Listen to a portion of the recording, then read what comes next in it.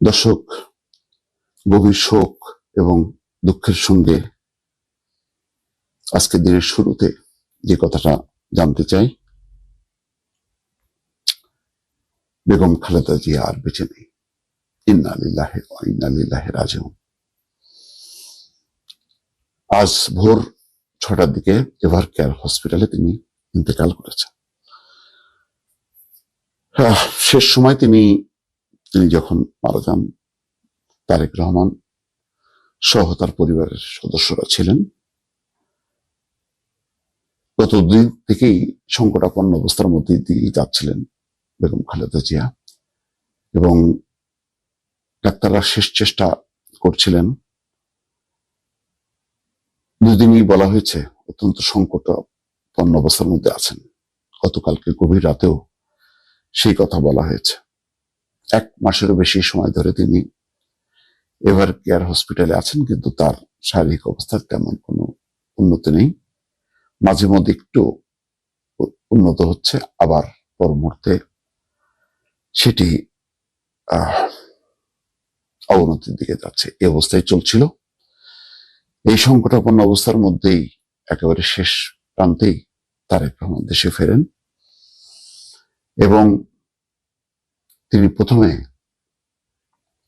Ever care হসপিটালে না যেয়ে জনতাকে বলেছেন কেন তিনি আগে এসছেন। কারণ বেগম খালেদা জিয়া ভালোবাসতেন দেশের মানুষকে, সেই মানুষের কাছেই প্রথমে গেছেন তারেক রহমান। তারপর মায়ের কাছে এসছেন, তারপরে নানা ব্যস্ততার মাঝেও প্রতি রাতে রাতে তিনি গেছেন।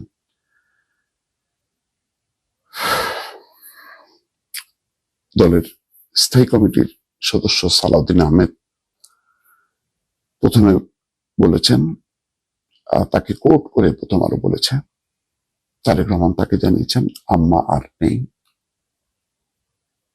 তিনি আরো জানিয়েছেন আগামীকাল বুধবার মানিক মিয়া এভিনিউতে বেগম খালেদা জিয়ার জানাজা হতে পারে।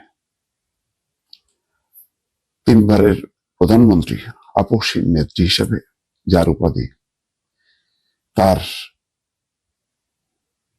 জীবনের নানা দিক নিয়ে এই মুহূর্তে আসলে বলার আমার মানসিক অবস্থা নেই। শুধু এইটুকু বলতে পারি, আজকে যে অবস্থায় তিনি চলে গেলেন, আরো হয়তো ভালো অবস্থায় তিনি যেতে পারতেন, আরো কিছুদিন বেঁচে থাকতেন। কিন্তু আপনারা জানেন যে শেষ সময় বয়সের ভারে আক্রান্ত, তখন তাকে কারারুদ্ধ করা হয়, কারাদণ্ড দেওয়া হয় মিথ্যা মামলায়। কারাগারে তিনি অসুস্থ হন।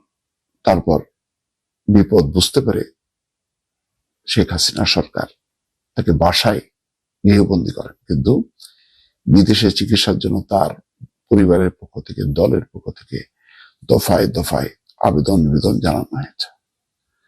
এমন এই তারপরও টলেনি, শেখ হাসিনার মন টলেনি। বরং লন্ডনে দলীয় কর্মী সবাই তিনি বলেছেন, প্রতিদিন তো শুনি মরে মরে, মরে তো না, বয়স তো কম হলো না।